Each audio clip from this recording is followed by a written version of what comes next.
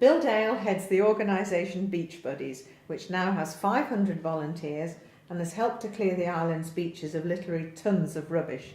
Bill has won the Millcreasts Award for Volunteer of the Year. So what inspired you to start beach cleaning in the first place, Bill? Walking my dogs.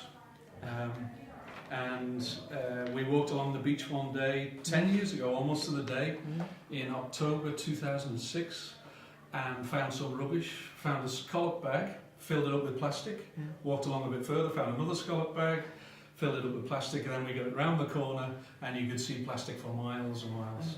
So we then thought, better come back the following weekend, and I came back kitted up with some bin bags and filled 50 bags probably in one day. But at that time in 2006 the beaches were knee deep in plastic. Nobody had done anything for 30 years more. So people were just accepting it then, I suppose. People didn't really throw away society. They hadn't really thought about it.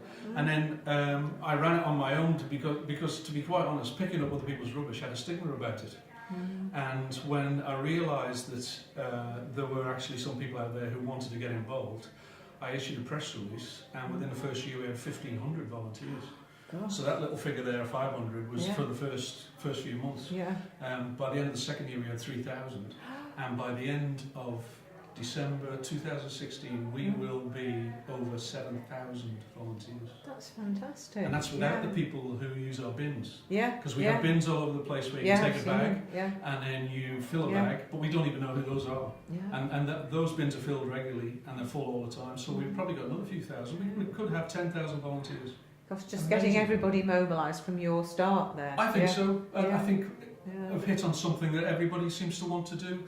I think also it gives people power because they feel that they can make a difference. You go on the beach, it looks a mess. Half an hour later, you've tidied it up. So even though most of it is 80% of it is not even Manx rubbish. Oh, what's the weirdest thing you've ever found on a beach? A car. Oh no! How did you move that? It was at Glenwillan. It was in the days when farmers used to bury their vehicles in the ground. They dig a great big hole. They chuck this very old car in. Then there's a bit of erosion near Glenwillan. And we went down one day, and there's the front end of a very old car, rusty car, sticking out of the sand cliffs. I went back about 10 days later, and there'd been another bit of a storm, and it had fallen out onto the ground. Gigantic. Now, the other thing, I mean, we do find very sad things as well, though. I mean, obviously, the plastic and things kills little birds. We did find one day a baby's leg. It was a Chinese baby. It had China, made in China, written on the side.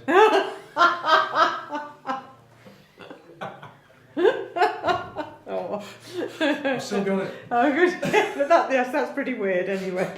But you must be thrilled with what you've achieved now. You know what? This is a community thing. It's just everybody, because it involves the volunteers, it involves schools and clubs and sports clubs and companies.